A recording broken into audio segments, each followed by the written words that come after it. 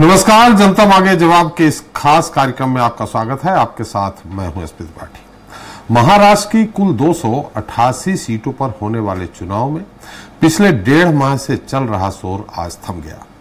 शेष 2 दिन अब प्रत्याशी डोर टू डोर जाकर मतदाताओं को अपने पक्ष में मनाने की कोशिश करेंगे। दरअसल पिछले 5 साल तक महाराष्ट्र की राजनीति जिस तरह से करवट बदलती रही, उसी के मुताबिक विधानसभा चुनाव का प्रचार प्रसार भी विवादित बयानों की इबारत दिखता रहा। जनता के बीच अलग अलग दल के माननीय खुद को नायक तो दूसरे दल के नेताओं को खलनायक निरूपित करने के लिए जो मन में आया वो आरोप लगाते रहे। उन्होंने जरा भी इस बात को तवज्जो नहीं दी कि वो मंच से जो राग आलाप रहे हैं उसका जनता पर क्या असर पड़ेगा। मजे की बात तो यह रही कि जो भी अनर्गल आरोप गढ़े गए उसकी तस्दीक करने की भी कोशिश की गई। सनातन और गैर सनातन से छिड़ा वाकयुद्ध बटेंगे तो कटेंगे के रास्ते से चलते हुए जहर और जहरीली जैसे शब्दों तक जा पहुंचा। यही नहीं, कुत्ता और जोकर जैसे शब्दों का इस्तेमाल करने में जरा भी गुरेज नहीं किया गया। इस बीच सियासी घमासान में शिवाजी और औरंगजेब की भी एंट्री हो जाती है। जनता को इस बात का भी हवाला दिया गया कि वो शिवाजी के सिद्धांतों पर विचार करके वोट करेंगे या फिर औरंगजेब जैसे आक्रांताओं का समर्थन करने वालों को। बाद में अंतिम 2 दिन में तो भगवा और फतवा जैसे शब्द तो चुनावी विषाद में गूंजे ही, साथ ही महाराष्ट्र में चलने वाली विकास योजनाओं को भी सियासी रंग दे दिया गया। राहुल गांधी ने धारावी पुनर्विकास योजना को प्रधानमंत्री के साथ अडानी के गठबंधन को साबित करने का प्रयास किया। वो कैसे, यह तो वही जाने, मगर जनता के बीच यह अनूठा गठजोड़ हास परिहास का मुद्दा जरूर बन गया। बहरहाल आज हमने चर्चा के लिए यही मुद्दा लिया है कि आखिर हमारे मान्यों द्वारा इस तरह की बयानबाजी क्यों की जा रही है। क्या यह हमारे लोकतंत्र के लिए उचित है? नाम दिया है महाराष्ट्र की महिमा और बयानों की घटती गरिमा।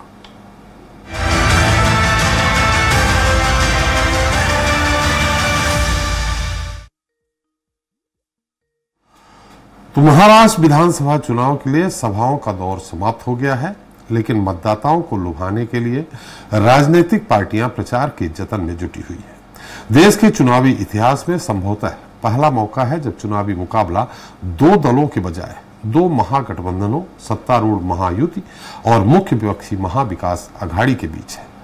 दोनों महागठबंधनों में मुख्य घटक 2 प्रमुख पार्टियों के 2 अलग अलग धड़े हैं। 2 प्रमुख पार्टियों शिवसेना और एनसीपी दोनों के धड़े दोनों ही गठबंधनों में शामिल हैं। इसलिए महाराष्ट्र के चुनाव में महागठबंधनों के समीकरण को लेकर महाकन्फ्यूजन है। इसके बावजूद इस चुनाव में मुद्दे गौड़ नहीं हुए हैं। इस पर चर्चा करेंगे, लेकिन हम देख लेते हैं हमारी खास रिपोर्ट। महाराष्ट्र में महागठबंधनों का मुकाबला। महागठबंधनों में एक ही पार्टी के 2 धड़े। 288 सीटों पर 4140 उम्मीदवार मैदान में। महाराष्ट्र की 288 सीट पर 20 नवंबर को एक ही चरण में मतदान होगा और नतीजे 23 नवंबर को आएंगे। राज्य के 288 निर्वाचन क्षेत्रों में नामांकन वापसी के बाद कुल 4140 उम्मीदवार मैदान में हैं। निर्वाचन आयोग के मुताबिक कुल 2938 उम्मीदवारों ने अपना पर्चा वापस ले लिया। हालांकि इसके बावजूद चुनावी अखाड़े में उतरने वाले कुल उम्मीदवारों का आंकड़ा 2019 विधानसभा चुनाव लड़ने वाले 3339 उम्मीदवारों से 28% अधिक है। पिछले विधानसभा चुनाव 2019 में जब मुकाबला बीजेपी, शिवसेना और कांग्रेस राष्ट्रवादी कांग्रेस पार्टी गठबंधन के बीच था तो कुल 3239 उम्मीदवारों ने चुनाव लड़ा था। इस बार राजनीतिक परिदृश्य अधिक विखंडित नजर आ रहा है, क्योंकि पिछले 2 सालों में शिवसेना और राष्ट्रवादी कांग्रेस पार्टी में विभाजन हो गया है।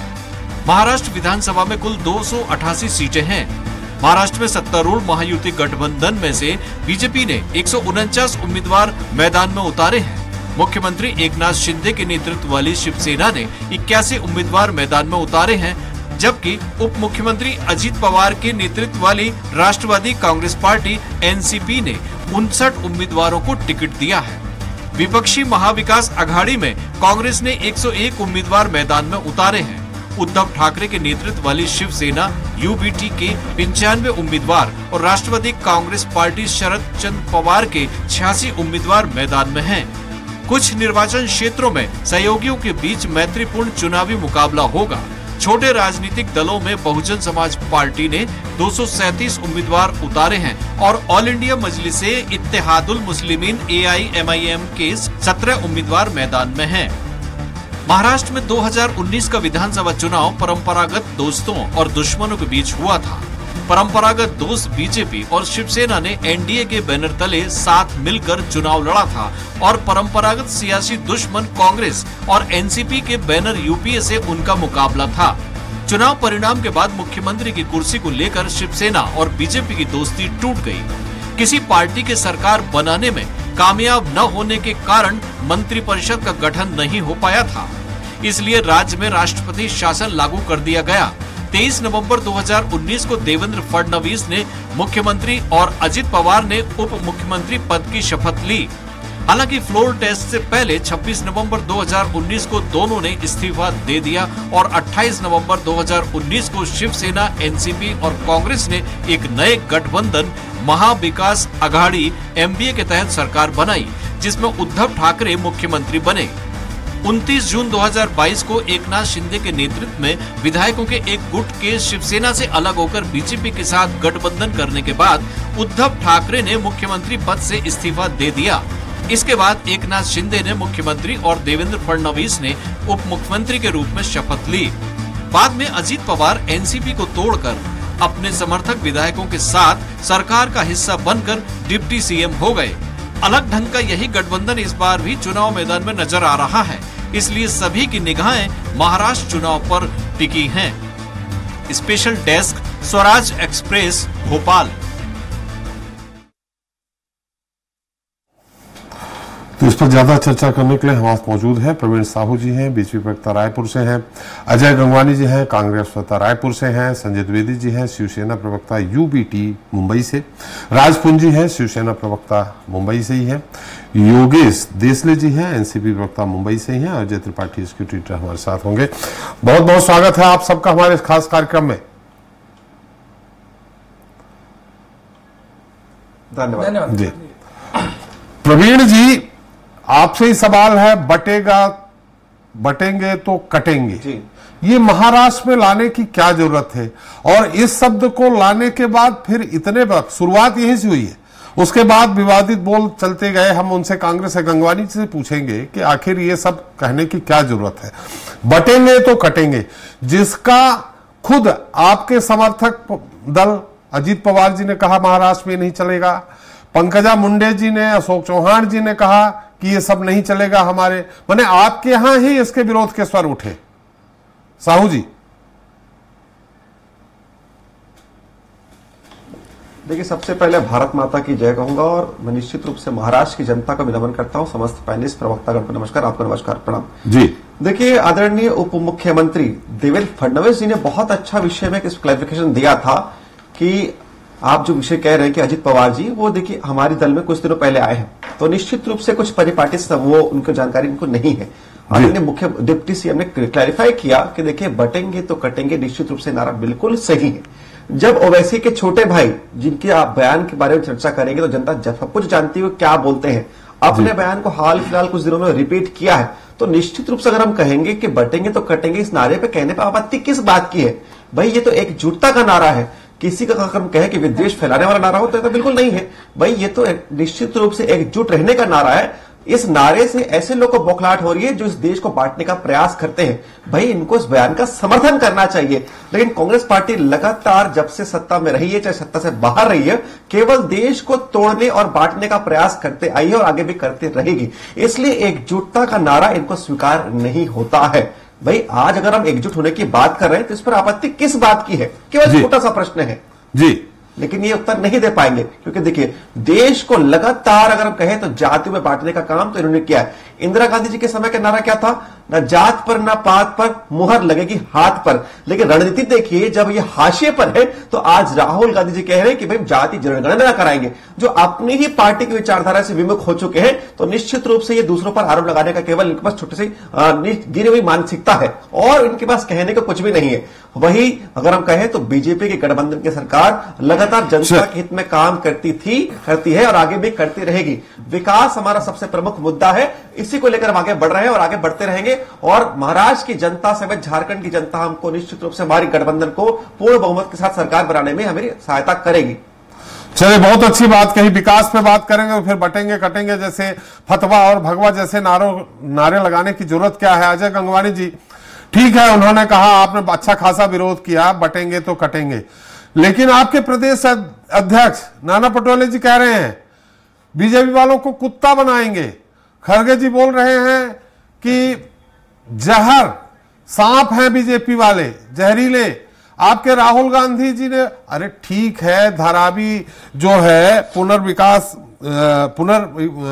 धारावी पुनर्विकास योजना जो है उससे अडानी जी का और पीएम मोदी जी का गठबंधन जोड़ रहे हैं, तो उनने तो सिर्फ बटेगा कटेगा तक कहे, आप तो जहरीला जहर सब कुछ कह गए।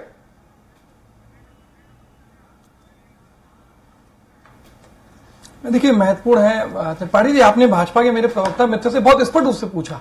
आज बात ये नहीं है कि कांग्रेस पार्टी है या विपक्ष के जो नेता वो विरोध कर रहे हैं, इनके खुद के नेता अजीत पवार जी, मुंडे जी का बयान देख लीजिए। महत्वपूर्ण बात है कि भारतीय जनता पार्टी का मूल चरित्र है। हमने लोकसभा चुनाव के समय भी देखा त्रिपाठी जी किस प्रकार से मोदी जी, अमित शाह जी और लगातार इनके जो वरिष्ठ नेता हैं विभिन्न चुनावी सभाओं में कभी मछली, कभी मुसलमान, कभी मुजरा, कभी ज्यादा बच्चे पैदा करने वाले।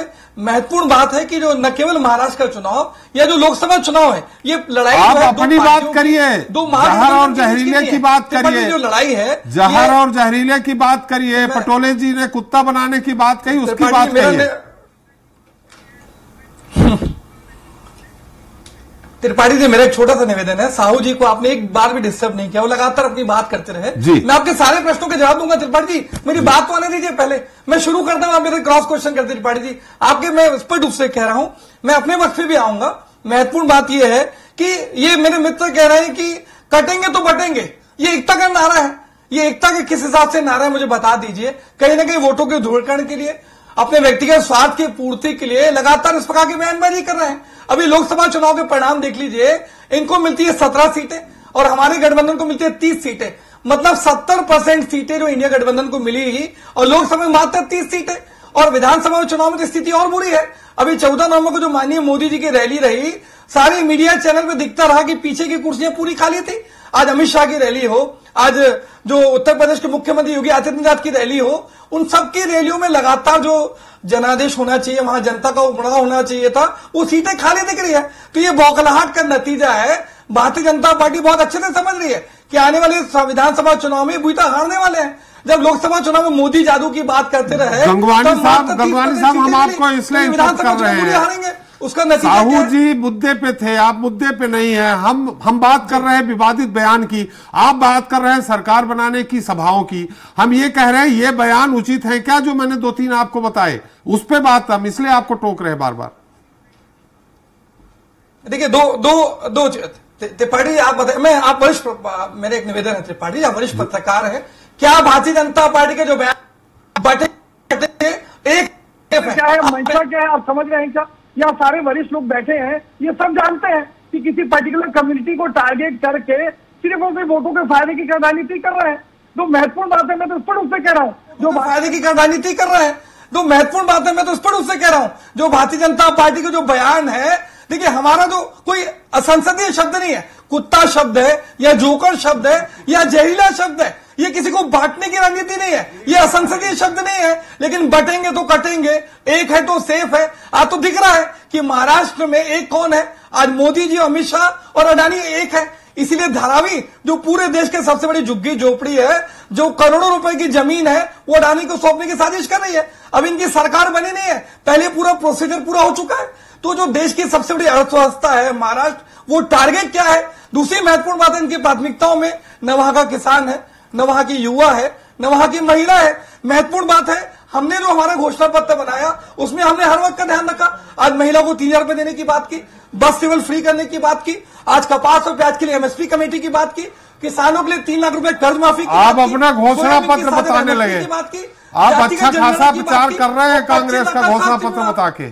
घोषणा पत्र पे मैंने बात ही नहीं की है, आप कांग्रेस का घोषणा पत्र करके दो चीजें प्रचार कर रहे हैं। बढ़िया त्रिपाठी जी, दो चीजें हैं। मैं आप बयान पे बात ही नहीं कर रहे हैं। आपने बहुत बढ़िया बात कही कि जहर और कुत्ता असंसदीय शब्द नहीं है, ये आपने बात कही है, ध्यान रखिएगा।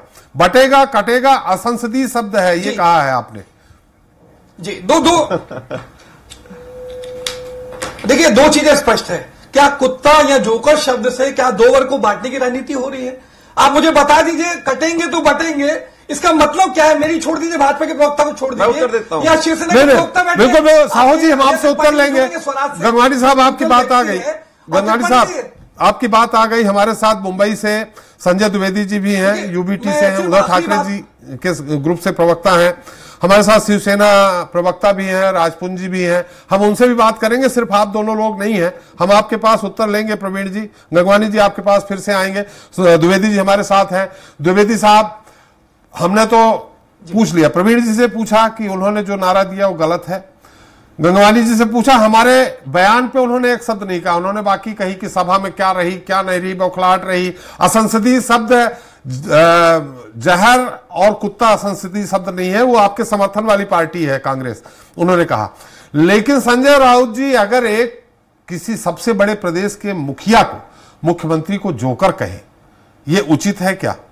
या फिर चलिए इन्होंने गलती की कि बटेंगे तो कटेंगे कहा, लेकिन आपके उद्धव ठाकरे जी अगर ये कहते हैं कि हां काट देंगे हम फडणवीस जी का नाम लेकर के, ये कहां तक उचित है?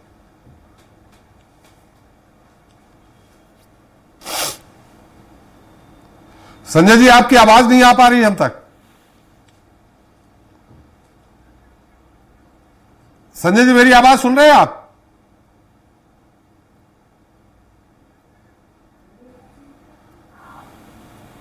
हेलो। हाँ संजय जी, अब आ रही है आवाज।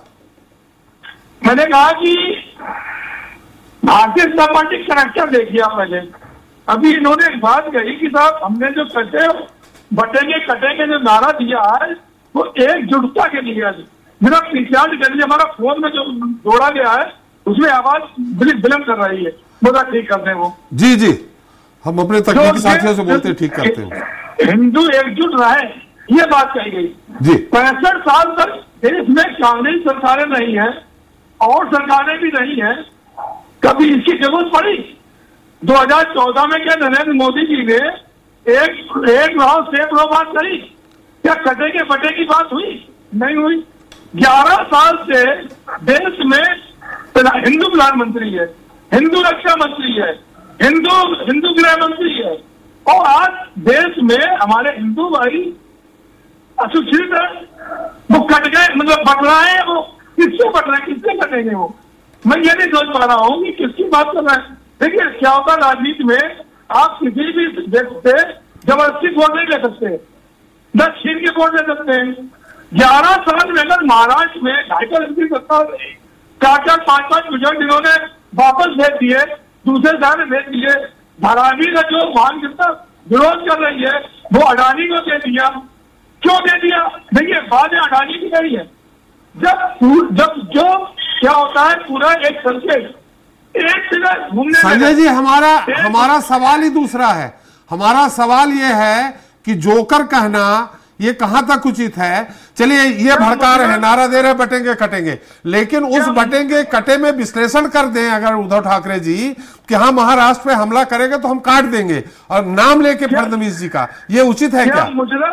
क्या मुजरा कहना सही है? 50 लाख की जर्सी गाय कहना सही है?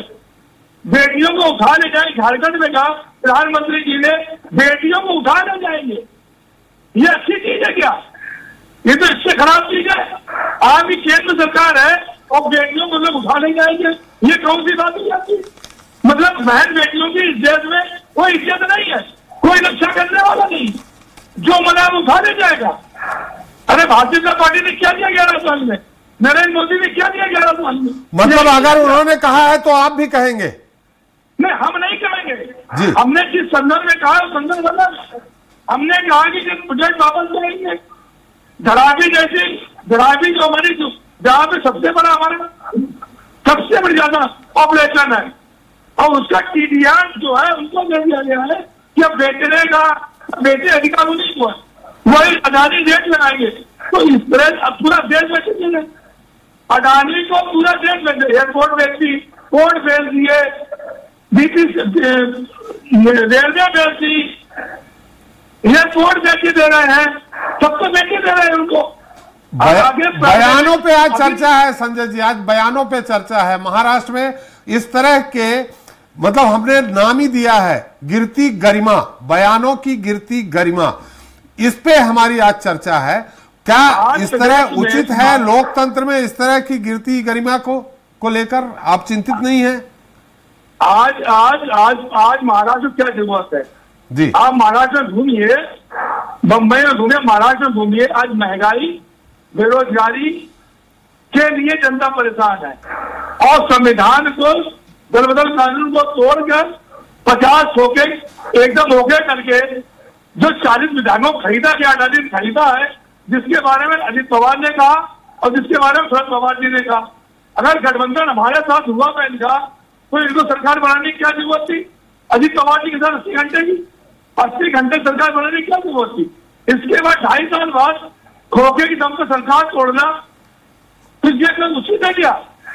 इसलिए कार्य करने के लिए क्या संविधान का दुरुपयोग करना चाहिए, दल बदल कानून का दुरुपयोग करना चाहिए क्या? तो क्यों सिखा रहा है? मुजरा कौन कर रहा है? 50 लाख की धरती गाय कौन कह रहा है? सोनिया गांधी ने क्या शब्द बोले आते, राहुल गांधी ने क्या शब्द बोले आते, प्रियंका गांधी ने क्या शब्द बोले आते? क्या पढ़ा लिखा भारतीय जनता पार्टी के जो प्रवक्ता है वो ऐसी भाषा इस्तेमाल करेंगे? चलिए उनको। संजय जी आता हूं मैं आपके पास। हिंदुत्व की बात अगर हो रही है, राज पुंजी हमारे साथ हैं। राज जी, बयानबाजी को लेकर आपके यहाँ के नेताओं के कुछ इस तरह से बयान हम तक नहीं आए हैं। हमने गंगवानी जी से बताया कि उनके नेताओं ने क्यों बयान दिया, हमने साहू जी से भी कहा कि भाजपा के लोगों ने क्या बयान दिया, संजय जी को भी कहा। आप इन बयानों से कितना अपना ताल्लुकात रखते हैं, समर्थन करते हैं कि बटेंगे कटेंगे, भगवा फतवा इस तरह के शिवाजी के सिद्धांतों पे चलेंगे या औरंगजेब जैसे आक्रांताओं का समर्थन करेंगे? इन बयानों से कितना ताल्लुकात रखते हैं सिंधे साहब? जी पाटिल जी, देखिए सर्वप्रथम जो हमारे भाई यहाँ कांग्रेस के बैठे हैं वो उनके कहीं ना कहीं आप समझते हैं कि जो सच्चाई होती है मुंह पे आ जाती है जी, और कहते हैं सरस्वती की एक बार आपके कंठ में विराजमान होती है। और आज गंगवानी जी जो हमारे बीच में बैठे हैं, उन्होंने कांग्रेस के हमारे प्रवक्ता हैं, उन्होंने बहुत ही बड़ी और बहुत ही अच्छी बात कही। 1947 में जी त्रिपाठी जी, बड़े ध्यान देने की बात है जी, 1947 में जब देश में कटे थे तो हमारे टुकड़े करके किन लोगों में बटे थे, उन हमारे चिथड़े उड़ा दिए थे। तो ये वही लोग हैं, इनके जबान पे भी चीज आ गई।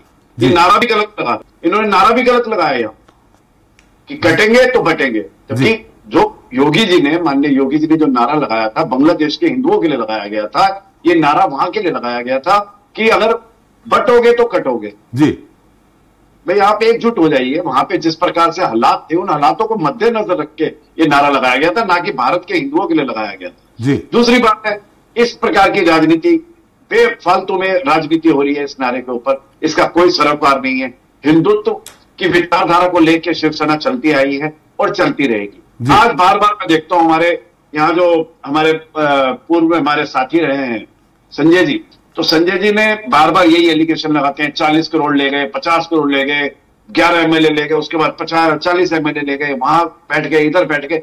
तो मैं इस पर यही कहना चाहूंगा कि आपको मालूम है इसकी सच्चाई? आप बार बार ये बात बोलते हैं, आपने देखा है 40 करोड़ रुपए जाते हुए? आपको पता है कि वहां पे कोई क्या बात हुई है, किस विषय में बात हुई है? आज बहुत बड़ी बात कहने जा रहा हूं मैं। आज तक मैंने किसी चैनल पे ये बात नहीं बोली है। मैं आपको बताता हूं, किसी मीटिंग के अंदर वर्षा जो सीएम हाउस है वहां पे मीटिंग चल रही थी, वहां पे हमारे माननीय मुख्यमंत्री, संजय जी आपके पास आ रहा हूं, पुंजी का उत्तर लूंगा, आपसे ही पहले लूंगा। जी पुंज साहब, वहां इसका सरोकार नहीं है, इस बात से बटेंगे कटेंगे से कोई लेने देने। लेकिन मैं बताना चाह रहा हूं, बार बार संजय जी एलिगेशन लगाते हैं। मैं आज मैं इस एलिगेशन को समाप्त करना चाहता हूं, इसके बाद वो एलिगेशन न लगाएं कभी भी कि 40 करोड़ रुपए बटे थे या 50 करोड़ बटे।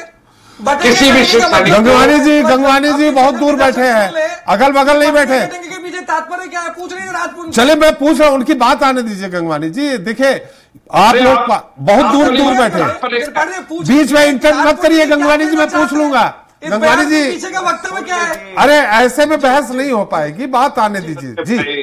गंगवानी जी, आपने जो देखिए, आपने इतनी बड़ी बातें बोली है, सब कुछ बोला, गलत भी बोला, हमने तब भी सुना, लेकिन हम बताएंगे तो सही ना कि आपके जो सरस्वती बैठी थी, आपके विराजमान हुई थी, उन्होंने आपसे वही निकलवाया जो आपने किया था। आपकी कथनी और करनी में कुछ फर्क है, वो मैंने आपको सावरकर जी ने सबसे पहले। अरे गंगवानी जी इस तरह बहस नहीं होती नेशनल मुद्दे पे, बात तो आप कर रहे हैं। इस तरह बहस नहीं होती नेशनल मुद्दे पे। उनकी बात आ जाने दीजिए, मैं आपके पास आऊंगा, सारी बात रखिएगा जी। गंगवानी सुन लीजिए, सुन तो लीजिए। देखिए अब आप विचलित हो रहे हैं, सच्चाई को भी सुन लीजिए ना।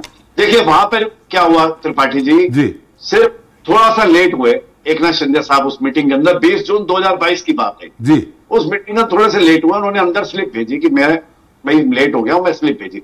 उस स्लिप को उद्धव ठाकरे साहब ने डस्टबिन में डाल दी, उस स्लिप को। उस स्लिप से सारी बात ये शुरू हुई। उन्होंने उसके बाद किसी भी, जो कितने भी शिव सैनिक थे, किसी को भी तवज्जो नहीं दिया, कुछ नहीं दिया, और हर किसी को इस प्रकार से उन्होंने ट्रीट किया। उससे हर किसी ने इस प्रकार से उन्होंने अपने जो, तो क्या होगा फिर? आप एक हिंदुत्व की विचारधारा रखते हैं, बाला साहब ठाकरे ऐसे थे, हिंदू हृदय सम्राट बाला साहब ठाकरे ऐसे थे। मतलब उनकी अगर आप कहते हैं कि हम तो भाई एक सिंहासन को चला रहे हैं, बिल्कुल ठीक, आप सिंहासन को चला रहे थे, आप कम से कम उस सिंहासन की गरिमा तो रखो। आप कम से कम शिव सैनिक को शिव सैनिक तो समझो। कोई आपकी तनख्वाह पे नहीं चल रहे थे, कोई आपसे तनख्वाह नहीं ले रहा था हर महीना, ना संजय जी ले रहे थे, ना मैं ले रहा था, कोई भी नहीं ले रहा था, कोई आपकी तनख्वाह पे पेरोल पे नहीं था कोई। लेकिन आपने उसको इज्जत मान में नहीं दिया, और जो आपके मिनिस्टर में आपके साथ रहे, उनके अंदर जो भी मतभेद रहे, यहां से पनपा, और उसके बाद ही ये आगे शुरू हुआ। और कहीं उन्होंने तभी बार बार एकनाथ शिंदे जी कहते हैं, महाराष्ट्र के मुख्यमंत्री एकनाथ शिंदे जी बार बार ये बात इसीलिए कहते हैं कि हम गद्दार नहीं है, हमने गदर किया। ये है वो। चलिए, ये तो आपने बात कर ली पुन साहब की, आप क्यों टूटे, हिंदुत्व के मुद्दे पे टूटे, आपने पर्ची की बात कही। हमारा आज का सब्जेक्ट है जो इस तरह से बयानबाजी महाराष्ट्र की राजनीति में संभवतः ये पहला ऐसा मौका होगा जो स्तरहीन बयानबाजी हुई है। हम उस पर आपका बयान चाहते हैं। देखिए अब ये जो नाना पटोले जी हमारे आदरणीय नेता हैं कांग्रेस के, इतने बढ़िया शब्दों का उच्चारण करते हैं, इतने बड़े नेता होके आप ऐसी बातें करते हैं, एक ऐसा शब्द बोलते हैं जो मैं बोल भी नहीं सकता। आपने तो बोल भी दिया, और बोल दिया बिकॉज आप तो एंकर हैं और आपका फर्ज है इस चीज को सामने लाना। जो हिडन में कुछ नहीं होना चाहिए, सब सामने आना चाहिए। तो उन्होंने ऐसी बात बोली है, तो उन्होंने बिल्कुल भी नहीं सोचा कि वो क्या बोल रहे हैं। आप इतनी बड़ी देश की पार्टी है जो सत्ता चला रही है, कई राज्यों में चला रही है, और देश के ऊपर जो एक प्रधानमंत्री पूरे देश के लिए समर्पित है, पूरे विदेशों तक उनका नाम है, आप उनके लिए ऐसा शब्द, उनकी पार्टी के लिए आप नाम ले रहे हैं, किसी और इस प्रकार के शब्दों का प्रयोग करना, मैं कहता हूं ये बिल्कुल नहीं होना चाहिए। और बटेंगे, मैं ये भी नहीं कहता कि, मैं उसको भी नहीं कहता कि बटेंगे तो कटेंगे, मतलब इस प्रकार से भी नहीं, राजनीति नहीं होनी है, इस पे भी नहीं होनी चाहिए। ठीक है, योगी ने एक नारा दिया था, जिस संदर्भ में दिया था वो संदर्भ बिल्कुल सही। चलिए हम आपके पास आते हैं, हम आपका संजय जी से उत्तर लेंगे, लेकिन गंगवानी जी हमारे कुछ ज्यादा ही उत्साहित हो रहे हैं कुछ कहने के लिए। लेकिन साहू जी, गंगवानी जी जब आप कह रहे थे, कुछ अपनी बात रख रहे थे, तो साहू जी पहले उत्तर देना चाह रहे थे, उनसे उत्तर लेंगे। लेकिन अजय त्रिपाठी जी आपकी एक इसमें टिप्पणी, फिर हम आगे बढ़ते हैं। कुल मिला के देखिए, महाराष्ट्र का निश्चित रूप से इस बार अलग ढंग से हो रहा है, पर ये शब्दों की सीमा महाराष्ट्र में इसके पहले कभी इस तरह नहीं लांघी जाती थी। चाहे वो महायुति का गठबंधन के सारे नेता, सारे समझदार नेता हैं, सारे इंटेलेक्चुअल नेता हैं, और चाहे महाअघाड़ी के सारे लोग, बड़ी बड़ी दिग्गज पार्टियां, शिवसेना भी, दोनों गुट बड़ी पार्टियां हैं, एनसीपी बड़ी पार्टियां, कांग्रेस और बीजेपी तो हैं अपने आप में बड़ी पार्टियां। एनडीए और यूपीए ने पिछली बार जब चुनाव लड़ा था तब भी इस तरह के बयानबाजी नहीं करते, तो मुझे लगता है कि उस पर थोड़ा सा एक कमांड होना चाहिए। अभी भी चुनाव में 2 दिन बाकी हैं, अभी भी अगर मैसेज पब्लिक में जाए कि आपका ये सब सियासी बयानबाजी थी, मन में कुछ नहीं है, तो शायद महाराष्ट्र के विकास के लिए, महाराष्ट्र की सियासत की जो एक ऐतिहासिक परंपरा चली आ रही, वो बेहतर साबित होगी। चलिए साहू जी, गंगवानी जी का उत्तर देना चाह रहे थे, थोड़ा संक्षेप में आए। हमारे साथ अलग अलग अतिथि हैं, संजय द्विवेदी जी हैं, मुंबई से हैं, हमारे शिवसेना प्रवक्ता है पुन साहब मुंबई से हैं, गंगवानी जी तो आपके अगल बगल ही बैठे हैं, योगेश देसले जी हैं, एनसीपी प्रवक्ता, वो भी हैं। संक्षेप में आपका उत्तर चाहेंगे। देखिए, कांग्रेस पार्टी और उनके अलायंस का देखिए एक ही अगर कहें तो ध्येय है कि कोई भी व्यक्ति प्रगति ना कर सके। आज अगर चाय बेचने वाला व्यक्ति देश का प्रधानमंत्री बन सकता है तो इनको स्वीकार नहीं है। अरे बयान पे बात करिए, बयान पे। इतने बड़े राष्ट्र का अगर सीएम बन चुका है तो उनको स्वीकार नहीं है। इसलिए मैं वही कह रहा हूं, उनको जोकर कहना, किसी को कहना कि जहरीला सांप है, कुत्ता कहना, ये कांग्रेस पार्टी की राजनीति है, ये कांग्रेस के अलायंस की राजनीति है। इनको क्षमा मांगना चाहिए, महाराष्ट्र की जनता के साथ, पूरे देश की जनता के साथ इनको क्षमा मांगना चाहिए। भाई राजनीति चलती रही, लेकिन निम्न स्तर की राजनीति कहीं भी स्वीकार नहीं है। किसी को जहरीला सांप कहना और काट देने की बात कहना आपके विपक्ष के नेता को, यह निश्चित रूप से अस्वीकार्य है और कहीं ना कहीं आपका घमंड है। और आपके घमंड का उत्तर महाराष्ट्र की जनता बहुत अच्छे से परसों दे देगी। मतदान के दिवस के दिन जनता आपको कड़ा तमाचा मिलेगा और परिणाम 23 तारीख को देखने को मिलेगा। जिस प्रकार आपके उल जुलूल बयान है, निश्चित रूप से आपके घमंड का प्रदर्शन कर रहे हैं, आपका अहंकार है। चाहे वो संजय राउत जी हो, चाहे इनके नाना पटेल जी हो, आप धरातल पर कभी काम किए नहीं है, इसलिए आप उल जुलूल बयान दे रहे हैं। चाहे खड़गे जी हो, गंगवानी जी उत्तर दीजिए। अब आप खड़गे जी तो उनका नेतृत्व करता है, राहुल गांधी का नेतृत्व करता है। जहर और जहरीला शब्द का उपयोग उन्होंने किया। या शिवसेना के प्रवक्ता बैठे हमारे राजपुंज जी, कम जी उन्होंने बहुत, देखिए राजपुंज जी ने कम से कम नैतिक साहस दिखाया कि आपके लोकप्रिय चैनल में खुले रूप से स्वीकार किया कि कटेंगे जो बटेंगे इस प्रकार के बयान नहीं आने चाहिए। ये साहस है मेरे मित्र प्रवीण साहू जी नहीं दिखा पाएंगे।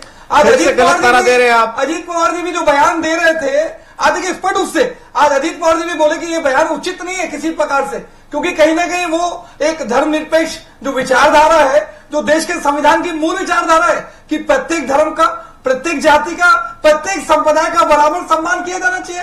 आज देवेंद्र फडणवीस अपने ही गठबंधन के साथी अजीत पवार के बयान का विरोध करते हैं, तो ये महत्वपूर्ण बात है। कोई विरोध नहीं किया, स्पष्टीकरण दिया उन्होंने, डिस्टर्ब मत कीजिए, गलत बात मत कहिएगा, स्पष्टीकरण दिया है उन्होंने। साहू जी विरोध नहीं किया है। साहू जी मैं फिर आपके पास आ जाऊंगा। मैं इनको डिस्टर्ब नहीं किया, शांति से सुनेंगे मेरी बात।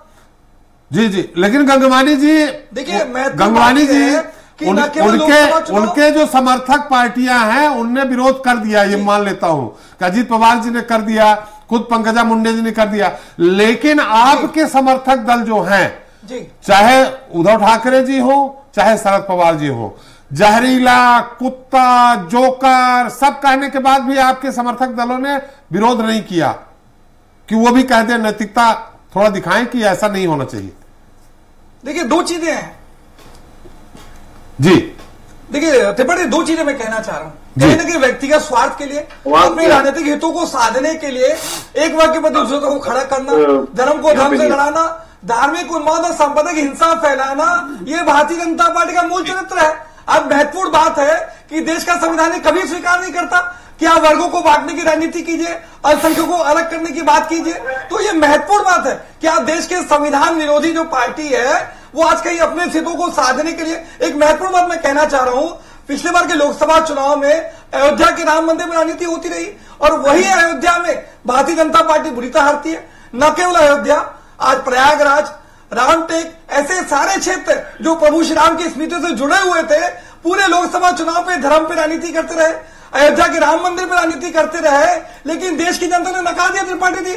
यही स्थिति महाराष्ट्र की है कि आज बांटने और काटने की जो राजनीति कर रहे हैं, इस बार का जो चुनाव है वो कहीं ना कहीं बयानबाजी पे कोई बात ही नहीं हो रही, बयानबाजी पे कोई बात ही नहीं हो रही, महिलाओं की जो असुरक्षा है, आप न कानून व्यवस्था की बात हो रही, न अयोध्या की बात हो रही, न हम बद्रीनाथ की बात कर रहे हैं, हम बयानों की बात कर रहे हैं आज गंगवानी साहब कि बद्रीनाथ में नकार दिया, अयोध्या में नकार दिया। ठीक है, चुनाव हारना जीतना अलग करते बयान का क्षमा मांगते हैं, पूछिए इनसे। त्रिपाठी देखिए दो चीजें स्पष्ट है, किसी थोड़ा संक्षेप पे मुद्दे पे बात करें, बहुत सारे गेस्ट हैं, भाषा का प्रयोग किसी भी पार्टी के लिए उचित नहीं है जी। देखिए मैं बिल्कुल मुद्दे पे बात कर रहा हूं। महत्वपूर्ण बात यह है कि किसी भी पार्टी के द्वारा इस प्रकार की बयानबाजी को मैं उचित नहीं मानता। ये महत्वपूर्ण है कि इस प्रकार की बयानबाजी करना नहीं है, परंतु महत्वपूर्ण बात है कि उस बयान से कितना प्रभाव आज देश की शांति पे, देश के सौहार्द पे, प्रत्येक वर्ग जातीय संप्रदाय पे पड़ रहा है, ये बहुत महत्वपूर्ण है। मैं किसी प्रकार से खड़गे जी के बयान या उनके बयान का समर्थन नहीं कर रहा हूं, कहीं ना कहीं वो धार्मिक उन्माद, सांप्रदायिक हिंसा या बांटने और काटने की राजनीति वाले बयान नहीं है, ये व्यक्तिगत उसकी बात है। लेकिन इनके जो बयान है वो तो स्पष्ट रूप से दिख रहा है कि वोटों के ध्रुवीकरण का प्रयास है, बांटने और काटने की राजनीति है। ये जो पूरी लड़ाई है, ये जो पूरा चुनाव है, ये दो विचारधाराओं के बीच है। एक विचारधारा बांटने और काटने की है, धार्मिक उन्माद और सांप्रदायिक हिंसा फैलाने की है, और दूसरी विचारधारा जोड़ने की, सामाजिक और धार्मिक सौहार्द की है। तो कहीं ना कहीं महाराष्ट्र की जनता चुनेगी। दूसरी महत्वपूर्ण बात है, गंगवानी जी, गंगवानी संक्षेप में बहुत सारे गेस्ट हैं, आप अकेले नहीं हमारे साथ। मात्र 30% का गठबंधन का। जी देखिए, मैं दो चीजें कहना चाह रहा हूं, कभी मछली, कभी मुसलमान, कभी मुजरा, वाले, कभी आपका ज्यादा बच्चे पैदा कहने वाले, कभी माताओं बहनों को भगाने वाले, कभी मर्यादा इतना गिरा दिया है, और आप कहते हैं कि चलिए गंगवानी जी बात आ गई, गंगवानी जी बात आ गई, हम और मुद्दों पे जाते हैं। चलिए आज सिर्फ आप दोनों लोग नहीं है हमारे साथ, 5-4 और गेस्ट हैं। आप दोनों लोग नहीं है साहू जी, गंगवानी जी, और 4 लोग हैं हमारे साथ। आज थोड़ा सा नेशनल मुद्दा है। संजय जी क्या सुपनखा बयान के साथ है? क्या 50 करोड़ की गर्लफ्रेंड बयान के साथ है? चलिए गंगवानी, मछली मुसलमान के साथ है? क्या मुजरा बयान के साथ है? चलिए गंगवानी जी, बता दीजिए, बात आ गई। ये सारे बयान के साथ प्रवीण साहू जी साथ हैं क्या? चलिए करते हैं क्या? अरे गंगवानी जी, अरे भाई आप दोनों लोग सुन तो लीजिए। साहू जी, गंगवानी जी, मेरी बात सुन लीजिए। आज मुद्दा महाराष्ट्र का है, अकेले वहां का नहीं है। इसके बाद जब अकेले छत्तीसगढ़ की बात करेंगे ना, तब आप दोनों लोग खूब लड़ दीजिएगा। अभी संजय जी के पास चलते हैं। संजय जी देखिए, ठाकरे जी ने शिवसेना का जो जन्म हुआ था, ठाकरे जी ने जो उसकी रूपरेखा बनाई थी, खाटी हिंदुत्व को लेके बनी थी। आज हिंदुत्व का मुद्दा तो पुंज साहब के साथ है, वो अभी भी बोल रहे हैं हिंदुत्व के मुद्दे पे। उन्होंने ये भी बता दिया कि आखिर शिंदे जी क्यों हटे। दूसरा, 11% जो वहां मुस्लिम आबादी है, वो अभी भी आपको वोट नहीं देने वाले, आप कितना भी समर्थन कर ले संजय जी इन बयानों को लेकर के। देखिए त्रिपाठी जी, यहाँ वोट बैंक जो है वो विश्वास दिया जाता है जी। जो जनता वोट देती है वो विश्वास में देती है जी। वो कुछ छीना नहीं जाता है कि हम छीनने जा रहे हैं या हम जबरदस्ती लेने जा रहे हैं जी। जिस तरह से ऐतिहासिक विजय लोकसभा में दी थी, जनता ने दी थी ना। अब वो मुद्दे क्या थे इनके द्वारा फैलाए गए कि हिंदुत्व छोड़ के वो तो ठाकरे चले गए, हमारी तो शिवसेना भी ले ली थी, धनुष्बाण भी ले लिया था, हम तो नए नाम और नए चुनाव चिन्ह में थे, तब भी जनता ने इतना समर्थन दिया हमको। अभी पुंजने ने एक बात कही, ये हिंदुत्व मुद्दे पे अलग हुए हैं, ये बात कही ना। दो बातें कही उन्होंने। एक बात कही हिंदुत्व के मुद्दे पे, दूसरा अपमान के मुद्दे पे। पर्ची उन्होंने जिस तरह लेट हो गए थे फाड़ दी थी जी। नहीं अपमान पे हम जैसे शिव सैनिक से मिलने में कोई दिक्कत नहीं है। उद्धव ठाकरे जी को ऐसे तमाम शिव सैनिक उनसे मिलते रहते हैं। ये तो कैबिनेट मंत्री थे, ये तो बहानेबाजी वाली वो थे। अब मैं विषय क्या था जी। 2014 में जब शिवसेना ने बीजेपी से अलग लड़ने की बात हुई, ये गठबंधन टूट गया। ये अलग क्यों नहीं हुए? 2019 में जब अजीत दादा पवार ने सरकार बना ली 80 घंटे की, और इसके बाद महाविकास अघाड़ी से चले गए, तो ये 40 विधायक और शिंदे जी अलग क्यों नहीं हुए? उस मीटिंग में ये थे जहां पे हमारी एनडीए की गठबंधन की मीटिंग हो रही थी, वहां पे क्यों नहीं इन्होंने विरोध किया? देखिए ये सब बातें कहने की है जिसको मैं नहीं कह रहा हूं, जनता जो है महाराष्ट्र की वो जान गई, इसीलिए उसने जो है पूरा समर्थन उद्धव ठाकरे को दिया। ये बिल्कुल सत्य है। हमारे पास तो कुछ नहीं था, हमारे पास तो शिवसेना भी थी, धनुष्बाण भी था, उससे आप कुछ नहीं कर पाए। हम ज्यादा सीटें जीते, तब भी हम ज्यादा सीटें जीते। एक सीट हमारी 48 वोट से मार जाए, एक सीट हम 48 वोट से मार में, फिर एक सीट हम और जीत जाते। तो बात इसकी नहीं है। जो आज ये जो नारेबाजी चल रही है, ये नारेबाजी जो लगा रहे हैं, इन्होंने काम ही नहीं किया। अगर भारतीय जनता एनडीए ने काम किया होता, माननीय प्रधानमंत्री ने काम किया होता, शिंदे ने काम किया होता, अगर प्रोजेक्ट वापस ना गए होते, धरावी से प्रोजेक्ट को जबरदस्ती हटाने को ना दिया होता, तो ये नारों की जरूरत नहीं थी। जब आप नारे नहीं लगाए, वो अगर गलत नारे लगा रहे हैं तो आप क्यों उसका उत्तर दे रहे हैं? आप जोकर क्यों कह रहे हैं? चुनाव आप लड़ेंगे तो देश की हमारी जनता भला होगा, लेकिन क्योंकि इनके पास इसका विषय में कुछ कहने को आई नहीं, इसके विषय में अगर कहने को होता तो ये बातें ऐसी ना करते।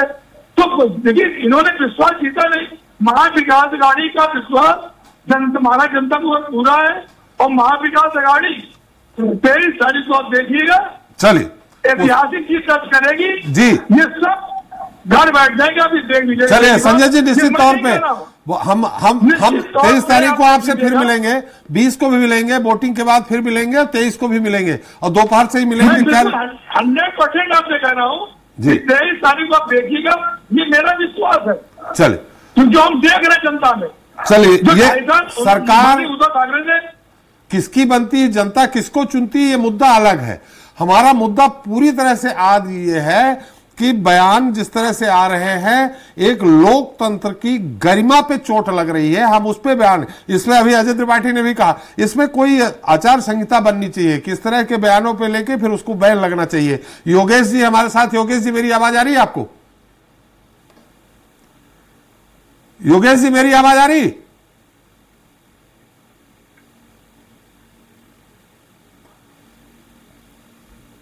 एनसीपी प्रवक्ता हमारे साथ हैं, योगेश देसले जी हैं। योगेश जी, मेरी आवाज आ रही है आपको? लगता है उन तक हम नहीं पहुंच पा रहे हैं। जी पुंज साहब, अभी उनने उत्तर दिया है, संजय द्विवेदी जी ने उत्तर दिया है। जी जी त्रिपाठी जी, देखिए ऐसा है कि उत्तर देने से सच जो होता है वो झूठ नहीं हो जाता जी, और जो झूठ होता है वो सच नहीं हो जाता जी। उत्तर देना बिल्कुल सही है, लेकिन जो मैं बोल रहा हूं, मैं जो बोल रहा हूं आप कहीं भी चेक कर सकते हैं, तो पब्लिक डोमेन में भी है, कोई उसमें झूठ नहीं है।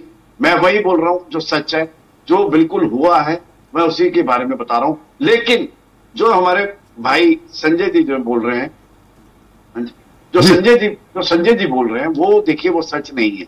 जो 40 करोड़ 50 करोड़ इधर ले गए, खोखे इधर हो रहे हैं उधर हो रहे हैं, इन्होंने देखा है? आज तक तो सुना नहीं। इनके अलावा या कांग्रेस के महाविकास आघाड़ी, वो जो महाविकास आघाड़ी के लोग हैं जिनके पास कोई मुद्दा नहीं होता, वो इस प्रकार से बातें करते हैं। दूसरी तरफ पुंज साहब, संजय जी कुछ कह रहे हैं। पुंज साहब, मेरी रिक्वेस्ट आपसे, संजय जी की बात सुन लीजिए। संजय जी, उनकी बात आने दीजिए। संजय क्या कह रहे हैं आप बताइए। पुंज साहब सुन लीजिए, मेरा रिक्वेस्ट है आपसे। जी संजय जी। डिस्कनेक्ट हो गया शायद। 2014 जब हमने गठबंधन जब टूट गया तब ऐसा क्यों नहीं हुए? 2019 में जब हम महाविकास आघाड़ी से सरकार बना रहे थे तो हिंदुत्व क्यों नहीं जागा? चलिए पूछ लेते हैं। राज्य, मेरी आवाज आ रही है आपको? मेरी ऑडियो से तो मेरे ख्याल आपकी आवाज तो आ रही है, बट मेरी आवाज आ रही है? हाँ, आपकी अच्छी आवाज आ रही है। उन्होंने कहा 2019 में जब महाविकास आघाड़ी की सरकार बनी, उद्धव ठाकरे जी सीएम बने, उस दौरान क्यों अलग नहीं हुए? हिंदुत्व का मुद्दा था तो। राज्य नहीं, जरूरी नहीं। मैंने भी ये बात बोली है कि देखिए, घर होता है, घर को संभाल के रखना होता है। कोशिश की जाती है कि भाइयों में समानता बनी रहे, आपस में बना रहे, रिलेशन को बरकरार रखा जाता है।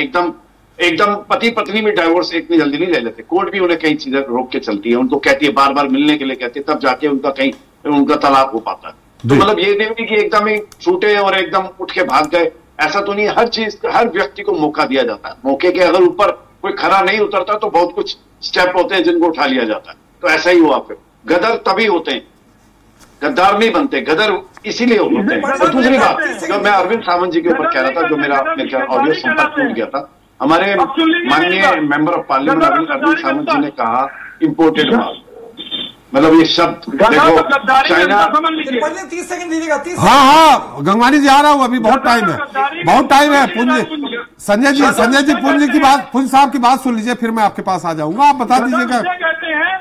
अरे संजय जी सुन तो लीजिए, आप ही के एमपी ने बोला, कोई झूठ तो बोल नहीं रहा। आप तो झूठ बोल रहे हैं, मैं तो झूठ भी नहीं बोल रहा, सच बोल रहा हूँ। मेरा एक भी शब्द झूठ नहीं है।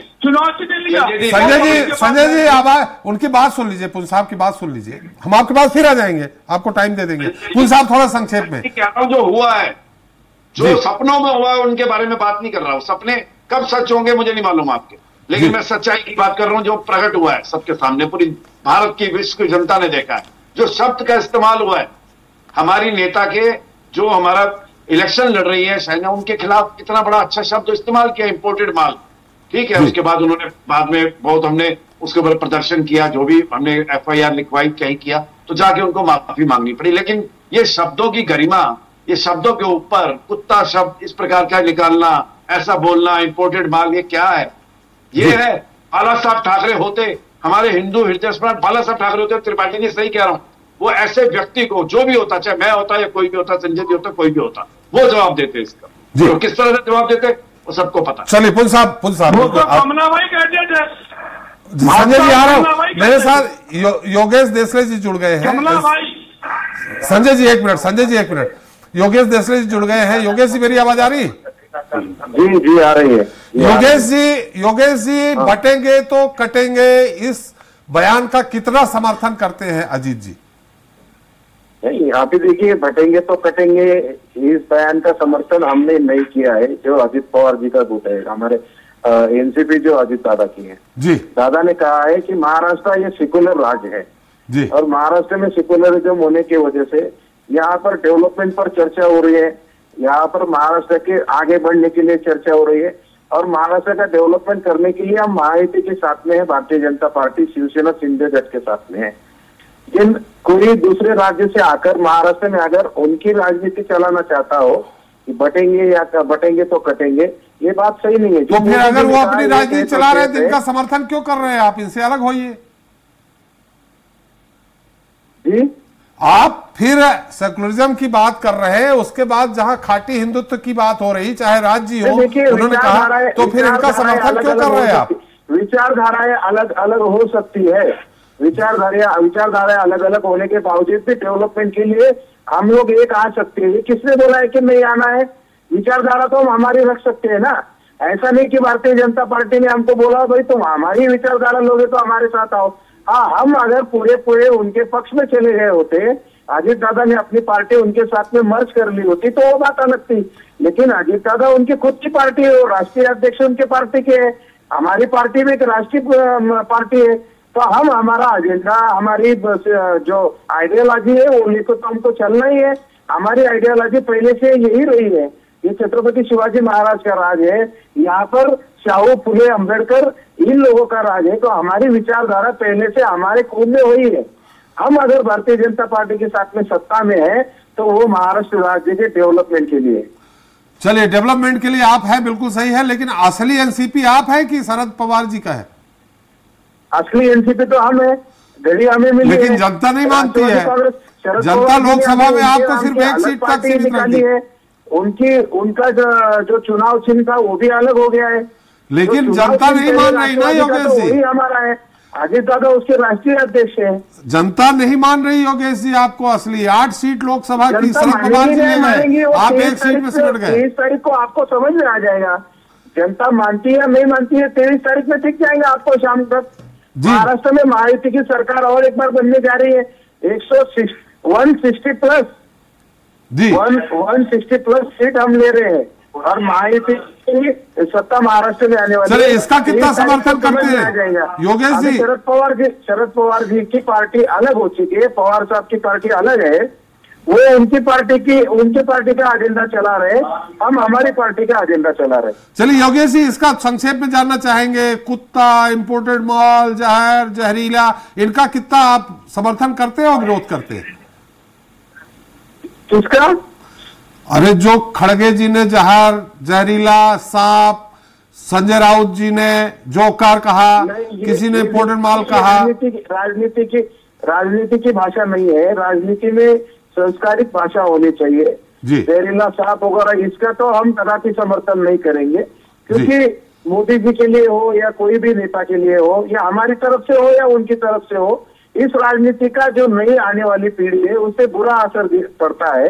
भगवा और फतवा का कितना समर्थन करते हैं? बनाया हुआ है मोदी जी ने, भगवा और फतवा कहा, उसके ऊपर जवाब नहीं देना है। मोदी जी ने भगवा और फतवा की बात कही, उसका कितना समर्थन करते हैं?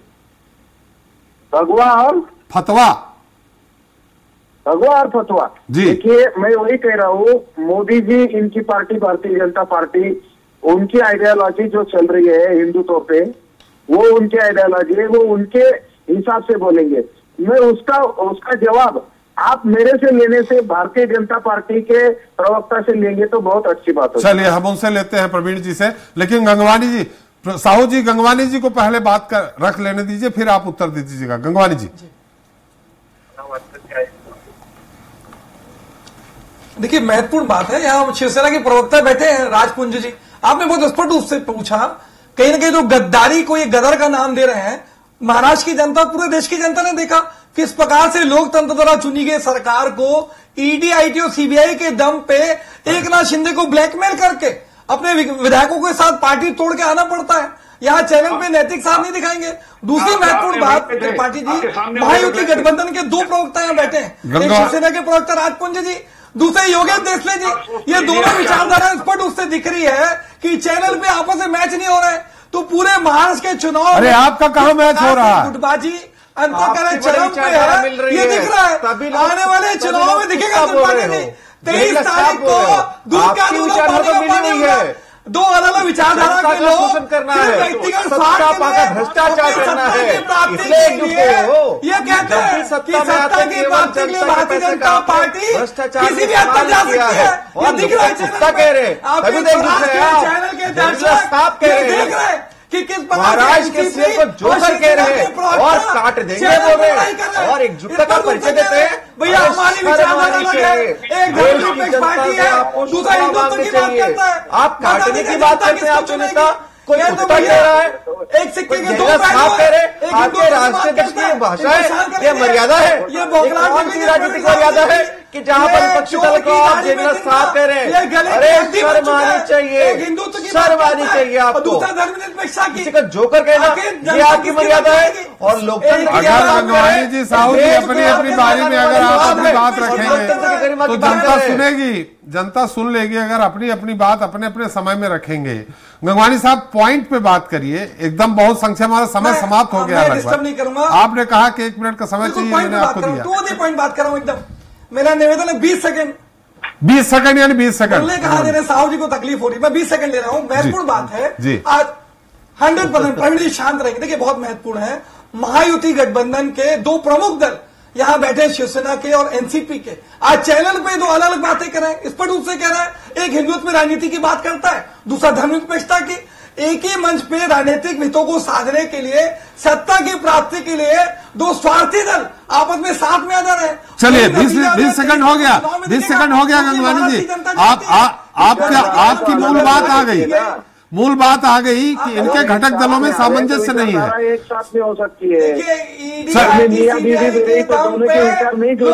गंगवानी जी आपकी बात आ गई, अब सुन लीजिए, सुन लीजिए गंगवानी जी, पहले क्षमा मांगिए आपकी बात आ गई। दो इनके आपस के दल में सामंजस्य नहीं है, सिद्धांतिक फतवा और भगवा के साथ है। अरे गंगवानी जी आपकी बात आ गई, अब बोलने देंगे, समय समाप्त हो रहा है। साहू जी बहुत संक्षेप में, मेरा प्रश्न है साहू जी बहुत संक्षेप में। मैं भाजपा के प्रवक्ता से एक छोटा सा, अरे अब क्या समय समाप्त हो गया है, अब मत बात करिए जी। साहू जी पहली बात बस जी देखिए, सबसे पहली बात तो ये कह रहे हैं कि हम में जो है एकजुटता नहीं है। इनमें बड़ी एकजुटता है, लोगों को कुत्ता बोलने में एकजुटता है, लोगों को काट देने में एकजुटता है, फिर आप बीच में बोलने में एकजुटता है। और तो और अरे आप ये छत्तीसगढ़ का डिस्कशन समझ लीजिए करके। अरे आपने स्वीकार किया जी, मैं वही कह रहा हूं, हमारे बड़े भैया बड़े सम्मानित नेता है, उन्होंने स्वीकार किया कि राजनीतिक भाषा नहीं है, लेकिन नैतिक साहस नहीं है कि इसको स्वीकार करें और क्षमा मांगे।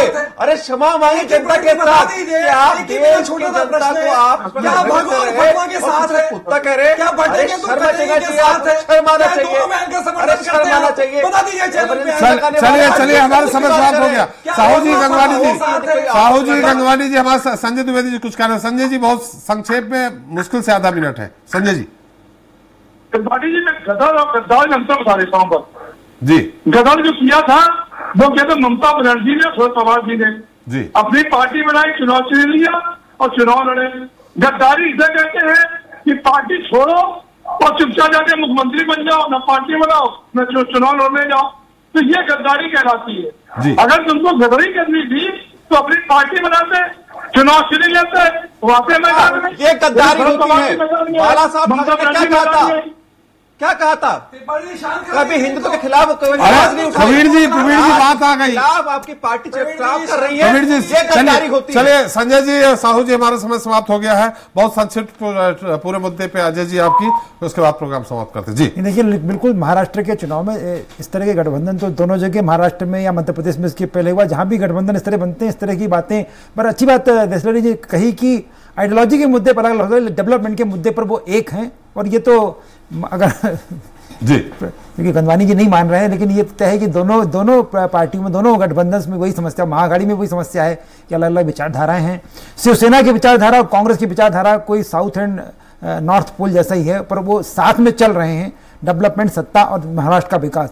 तो मुद्दा यह है कि हम लोग 23 तारीख का प्रतीक्षा करें, 2 दिन का समय भी हमारे पास, और महाराष्ट्र का विकास सबसे बड़ा मुद्दा हो। शायद ये सभी लोग सहमत होंगे मेरे से, और महाराष्ट्र के विकास के मुद्दे पे आखिरी में वोटिंग हो, ये सबसे बढ़िया होगा। चलिए, समय विशाल, बहुत बहुत धन्यवाद। राज जी आपका, योगेश जी आपका, गंगवानी जी आपका, साहू जी आपका, संजय द्विवेदी जी आपका और अजय जी आपका हमारे साथ चर्चा में जुड़ने के लिए। तो आज हमने चर्चा की महाराष्ट्र के होने वाले चुनाव की, और उसमें नेताओं द्वारा छोड़े जा रहे 20 बुझे जुबाने तीरों की, जिसमें अलग अलग दलों के प्रवक्ताओं के अपने अपने तर्क दिए भी गए और उसे साबित करने का प्रयास भी हुआ। खैर, आज चुनाव प्रचार खत्म हो गया, अब बारी है चुनाव मतदान की। महाराष्ट्र की जनता किसके सिर पर ताज पहनाती है, किसके नहीं, इसका पता 23 नवंबर को ही चलेगा। मगर फिलहाल सभी दलों के नेता यह दावा जरूर कर रहे हैं कि जनता उनको ही चुनने जा रही है। आज के लिए इतना ही, नमस्कार।